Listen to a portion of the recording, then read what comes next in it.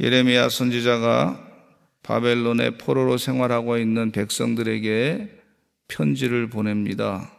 그 말씀 가운데 보시면 뭐라고 말씀했냐면 5절 말씀에 4절로 읽게 되면 만군의 여호와 이스라엘의 하나님께서 예루살렘에서 바벨론으로 사로잡혀 가게 한 모든 포로에게 이와 같이 말씀하시니라. 이 바벨론 포로 생활이 아주 혹독한 생활이었습니다.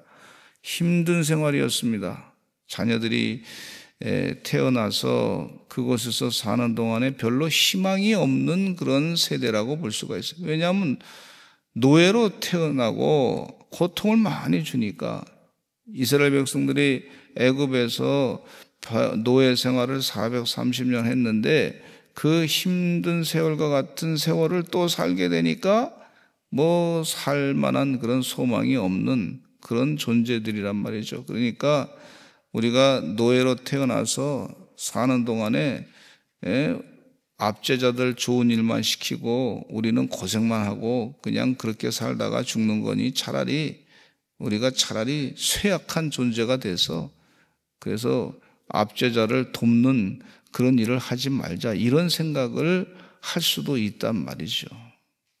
근데 이스라엘 백성들에게 그런 생각을 하지 않도록 희망이 없는 절망 가운데 있는 그런 생각을 자꾸 갖는 것에 대해서 염려하시고 걱정하면서 하나님께서 예레미야 예언자를 통해서 편지로 이스라엘 백성들, 바벨론의 포로 생활하는 백성들에게 편지로 말씀하시는 것을 볼 수가 있어요. 5절 말씀에 보니까 너희는 집을 짓고, 여기 말씀 가운데 포로라 그랬어요. 포로에게 이스라엘 땅에서 예루살렘에서 잘 살던 백성들이 바벨론에 의해서 포로로 끌려갔는데 그 포로에게 편지를 보내는 거예요. 너희는 집을 짓고 거기에 살며 텃밭을 만들고 그 열매를 먹으라. 아내를 맞이하여 자녀를 낳으며 너희 아들이 아내를 맞이하며 너희 딸이 남편을 맞아 그들로 자녀를 낳게 하여 너희가 거기에서 번성하고 줄어들지 않게 하라. 한번 따라서 하실까요? 번성하고 줄어들지 않게 하라. 이게 하나님의 뜻이 하나님의 뜻. 번성하고 줄어들지 않게 하라. 하나님께서 계획이 있다. 너희를 향한 하나님의 계획이 있다. 그 후손들을 향한 하나님의 계획이 있다. 너는 내 백성이다. 내 백성에게 향하신 하나님의 계획이 있으니 바벨론 포로 생활이 혹독한 생활을 하는 것을 알고 있으나, 그러나 현실적으로 참 힘든 생활인 거 알고 있으나 줄어들지 않게 하라. 아내를 맞이하고 남편을 맞이하고 자녀를 낳고 줄어들지 않게 하라고 하신 그런 하나님의 말씀인 것을 볼 수가 있어요. 주님 은혜 가운데 줄어들지 않게 하라. 이 말씀이 우리 백성에게 들려지기를 간절히 축원합니다. 성령이 충만하면 이 말씀의 뜻이 무엇인지 하나님 은혜 가운데 더 깊이 깨닫게 되는 줄로 믿습니다. 요즘에 출산율이 떨어져서 많이 걱정이 됩니다. 하나님 은혜 가운데 이건 국가적인 위기의 문제라고 볼 수가 있는데 줄어들지 않게 하라. 포로로 잡혀간 사람들, 생활이 어렵잖아요. 애들한테도 먹을 것이 줄 것이 없을 정도로 힘든 그런 상황인데, 근데 하나님께서 이스라엘 백성들에게 하시는 말씀이 거기서 텃밭을 만들고 그 열매를 먹으며, 그랬어요. 텃밭을 만들고 열매를 먹으며 할 수 있는 대로 생산활동을 해서 열매를 먹고 그 자녀들도 먹이고 너희들도 먹고 그러라, 그렇게 말씀해 줘요. 우리가 이 현실 생활 가운데 사는 동안에 자본주의에 살다 보면 경제적으로 많이 쪼들릴 때가 있습니다. 힘들 때가 있어요. 그럴 때 하나님께 기도해서 하나님 도와주시어서 이 어려운 경제 상황을 극복하게 해주시옵소서. 그러면 하나님이 또 지혜 주실 줄로 믿습니다. 지혜 주실 줄로 믿습니다. 근데 그 중에 참 좋은 것이 방법이 여러 가지가 있지만은 우리가 생산할 수 있는 능력은 없어도 하여튼 소비를 좀 줄이는 것이 그것이 지혜라고 볼 수가 있어요. 어떤 경제학자가 얘기하기를 뭐라 그러냐면 한 달에 한 30에서 40만 원만 들 써도 한 1억 정도를 자신이 1억 정도를 평생 절약하는 거고 같다. 그런 얘기를 하시더라고.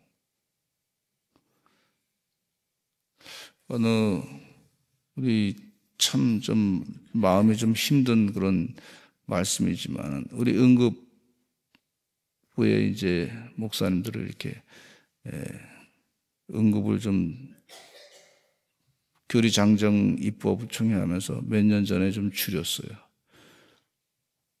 얼마나 힘들었는지 그 과정이 참 힘들었습니다. 근데 받으시는 분들도 인플레가 되니까 또 돈 값어치는 떨어지는데 돈 값어치가 떨어지면 더 드려야 되는데 근데 또 액수가 적어지니까 또 줄였어요. 그래서 마음이 참 아프고 힘든데 그러다 보니까 목사님들이 이제 어디 가는 것도 줄이고 또 차도 사용하시는 것도 팔고 생활을 줄이시더라고. 그동안 교회를 위해서 헌신하고 애쓰셨는데 그러신 분들이 계시더라고. 근데 어떻게든지 할 수 있는 대로 최선을 다해서 살아라. 하늘의 지혜를 가지고 살아라. 이 유대인들이 말이죠. 참 경제적으로 능력이 많은 그런 백성들입니다. 근데 하나님께서 이 성경 말씀을 읽게 하면서 포로 생활이 얼마나 힘든 건지 하나님이 아셔요. 모르는 게 아니에요. 다 아시는데 그 믿음을 가지고 하나님 말씀하신 대로 믿음을 가지고 그래서 텃밭을 만들고 또 열심을 다해서 일을 하고 어떤 분은 보니까 하루에 2개 일을 하고 또 3개 일도 하고 자기가 개인적으로 또 무슨 인터넷 통해 가지고 무슨 또 그 사업체를 또 가지고 그렇게 하시더라고. 애를 써서 그렇게 움직이시더라고. 그러다 보니까 이 기업이 또 새롭게 창업되는 능력도 생기게 되고 그렇더라고요. 하나님께서 우리에게 계속해서 길을 열어주시는 줄로 믿습니다. 하나님이 이렇게 말씀하고 있어요. 포로 생활 내가 모르는 게 아니야. 지금 포로 생활하면서 하나님께서 원하시는 뜻대로 살지 않았고 죄악 가운데 있었기 때문에 하나님의 심판으로 그렇게 혼내가지고 포로 생활하고 있는 중인데 그 중에서도 소망을 잃지 아니하고 살라고 권고하시는 말씀이 있는 것을 볼 수가 있어요. 자녀를 낳게 하여서 너희가 거기에서 번성하고 줄어들지 아니하게 하라. 이게 하나님의 말씀입니다. 명령입니다. 하나님 말씀의 뜻입니다. 요즘에 자꾸 줄어들게 하는 그런 현상을 보게 되는데 안타까운 일이 자꾸 벌어져서 너무나 마음에 걱정이 됩니다.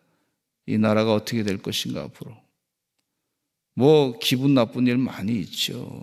여기 세상 가운데 보면 너무 참 언론에 뭐 여러 가지 뭐 국가적으로 하는 거 보면 참 답답한 일이 많이 있고 속상한 일도 많이 있고 정말 그런 일이 있는데 그런데 하나님의 명령을 그 가운데서도 우리가 듣고 순종해야 될 줄로 믿습니다.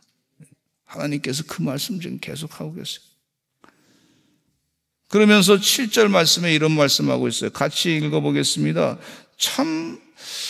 아니 바벨론이 망하기를 바라야 될 텐데 하나님께서 이 나쁜 이 하나님의 뜻대로 행하지 않는 이스라엘 백성들을 통치하고 괴롭히는 바벨론에 대해서 하나님 심판을 위해서 구하라고 그렇게 해야 될 텐데 그렇게 하지 아니하고 이렇게 하나님 말씀하고 있어요. 같이 읽어보겠습니다. 시작. 너희는 내가 사로잡혀 가게 한 그 성읍의 평안을 구하고 그를 위하여 여호와께 기도하라. 이는 그 성읍이 평안함으로 너희도 평안할 것임이라. 이렇게 하나님이 말씀하고 있어요. 너희가 살고 있는 그 성읍을 위해서 기도하라. 평안을 위해서 기도하라. 여호와께 기도하라. 하나님의 심판의 도구로 쓰고 있는 바벨론의 그 평화를 위해서, 그 성읍들을 위해서 기도하라.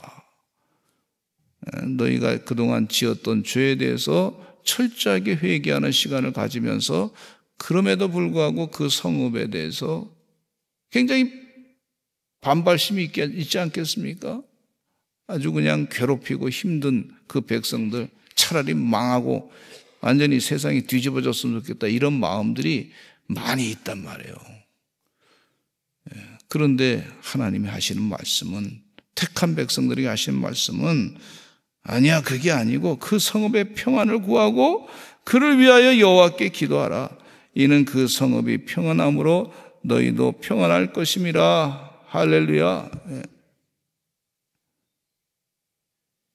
저는 이 대한민국의 그 노조 가운데 다 나쁜 것은 아닙니다. 노조가 꼭 필요합니다. 그런데 강성 노조라고 하는 것이 있는데 보니까 이 기업이 망하든 말든 막 그냥 내 것만 챙겨달라고 막 그러니까 결국 기업체가 당진의 제철, 당진 제철이라는 것이, 그럼 우리 여기 그만둬야 되겠다 하고 말이죠. 문 닫고 미국 가자 그래가지고 공장을 폐쇄시켜버린단 말이죠. 그러면 그렇게 아각대고 소리 질렀던 목적이 뭐야? 직장은 다 잃어버리게 되고 그렇게 되고 마니까 그 다음 사람들이 또 그 직장에 와서 일을 하면서 그러면서 돈을 또 벌고 일자리를 다음 사람들한테 또 줘야 되는데 그건 신경 안 쓰고 그냥 막 그게 글쎄 저는 마음 가운데 그건 다 잘하는 거라고 생각지 않습니다. 일자리가 우리 대한민국이 많아야 될 거 아니에요. 그래야 일을 할 수 있죠. 일하고 또 먹고 살고 거기서 이렇게 하는데 기업가 하는 사람들이 이 기회가 왔다 해가지고 문 닫아버리고 그냥 명분이 있으니까 미국으로 가야 되겠다. 얼마나 마음이 참 안타까워. 여기 말씀 가운데 보시면 그런 말씀이에요. 그러지 말고 그 성읍에 그 회사가 잘 돼야지. 일하는 사람들이 회사가 잘 돼야지. 그래야 나도 평안하게 되지. 운영이 잘 돼야지. 지속적으로 잘 돼야지. 그래야 나도 먹고 살자. 그 얘기를 하시는 거 아닌가. 요즘 시대의 이 말씀, 이것이 필요한 거 아닌가, 이런 생각이 좀 들어요. 평안함을 위해서, 이 나라를 평안하기 위해서 기도하시기를 간절히 축원합니다. 우리 대한민국 나라가 잘 돼야 돼요. 우상을 숭배한다든지 주사파를 따른다든지 잘못된 이념으로 인해서 잘못된 법안을 만든다든지 그것을 막아야 될 줄로 믿습니다. 기도하시는 여러분 되시기를 간절히 축원합니다. 진정한 하나님의 평안이 있기를 기도하시기를 간절히 축원합니다. 근데 예언자들이 말이죠, 8절로 9절 말씀에 말씀하시기를, 하나님이 하시는 말씀이 너희 중에 선지자들에게와 점쟁이에게 미혹되지 말며 너희가 꾼 꿈도 고지 듣고 믿지 말라. 내가 그들을 보내지 않았어도 그들이 내 이름으로 거짓을 예언함이라. 여호와의 말씀이니라 그랬어요. 하나님 말씀 가운데 이 거짓된 선지자들, 점쟁이, 무당과 같은 그런 점쟁이도 있지만은 제가 보니까 이 정치적으로 말이죠, 정치적으로 이게 옳습니다 하고 백성들을 선동하는 그런 지도자들도 있어요. 그런 지도자들, 마치 자신들의 예언자처럼 막 그렇게 행동하는 사람들을 볼 수가 있는데, 그 말씀들을, 그런 말을 믿지 말라. 그렇게 주님께서 가르쳐주고 있어요. 네. 인문학 책에 선동하는 내용이 있고 그것이 교과서에 막 들어가 있어. 그 내용 가운데 학생들 교과서에 들어가 있어. 엄청난 주사파의 사상이 그 교과서에 들어가 있는 걸 볼 수. 이게 보통 심각한 문제야. 아주 그냥 깊이 뿌리밖에 그냥 우리 시스템에 그냥 들어가 있는 그런 모습을 볼 수가 있는데, 뭐 그렇게 하면은 세상이 뒤집어져 가지고 잘 살고 되는 것처럼 그렇게 속이는 것을 볼 수가 있는데, 언론에서도 막 오랫동안 그것만 계속 읽다 보니까 그렇게 프레임이 빠져가지고 있는 사람이 있어요. 안타깝더라고요. 근데 하나님께서 말씀하십니다. 70년이 차면 10절에 보니까 바벨론 포로 생활 가운데 하나님이 예언하신 그 말씀을 예레미야 예언자가 바르게 얘기합니다. 하나나 예언자는, 거짓 예언자는 2년 뒤에 바벨론이 다 꺾일 것이다 이렇게 얘기했지만은, 하나님께서 바른 예언자 예레미야의 말씀을 통해서 하시는 말씀이 70년이 차면 이제 자유케 될 것이다. 10절 말씀 같이 읽어보겠습니다. 시작. 여호와께서 이와 같이 말씀하시니라. 바벨론에서 70년이 차면 내가 너희를 돌보고 나의 선한 말을 너에게 성취하여 너희를 이곳으로 돌아오게 하리라. 70년이 되면 될 것이다. 다니엘 예언자가 이 말씀을 읽으면서 예언자가 하나님께서 70년 동안의 그 고역의 시절이 끝나게 되면 이제 자유롭게 되는구나. 그러면서 다니엘 예언자가 하나님 앞에 무엇할까 깨달은 게 있어요. 그게 뭐냐 하면 회개해야 되겠다. 이대로 자유케 되고 독립된다고 하면, 그러면 죄악 가운데 있는 나라를 또 만들기 때문에 안 되겠다. 하나님 앞에 내가 기도해야 되는데 먼저 조상의 죄도 회개하고 내 자신의 죄도 하나님 앞에 회개해야 되겠다. 그렇지 않으면 또 하나님의 심판이 임해서 고통을 당하기 때문에 회개해야 되겠다. 회개를 선포하고 기도하는 다니엘 예언자의 모습을 볼 수가 있어요. 이 하나님 말씀은 그냥 하신 하나님 말씀이 아니고 예언자의 말씀, 진리의 말씀, 이 진리의 말씀대로 이루어지고 성취되는 그런 역사가 분명히 하나님이 하시는 것을 볼 수가 있는데, 우리가 영적으로 깨어서 우리가 회개하고 준비해야 되겠다.